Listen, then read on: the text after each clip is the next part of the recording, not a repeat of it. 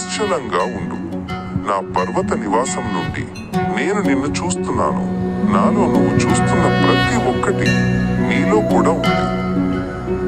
నీ కళ్ళు బయటి లోకాన్ని చూస్తాయి, కానీ నీ మూడో కన్ను, అది నీ అంతరంగంలో ఉంది. దాన్ని తెరువు. జ్ఞానం అక్కడే ఉంది, సత్యం అక్కడే ఉంది. బయటి గందరగోళంలో కాదు, నీ ఆత్మ యొక్క శాంతంలో ఉంది. భయం నిన్ను బంధిస్తుందా? సందేహం నిన్ను కట్టిపడేస్తుందా? నేను మృత్యువుకు అధిపతిని.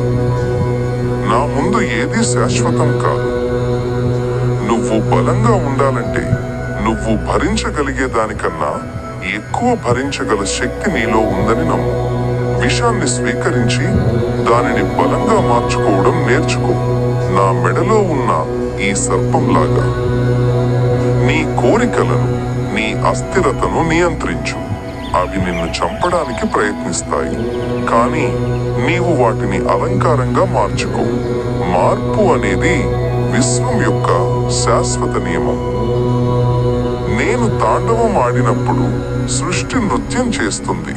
నీ జీవితంలో ప్రతి నాశనం ఒక ముగింపు కాదు, అది కొత్త సృష్టికి నాంది. నీ గతం గురించి చింతించకు. నీ భవిష్యత్తు గురించి అతిగా కలలు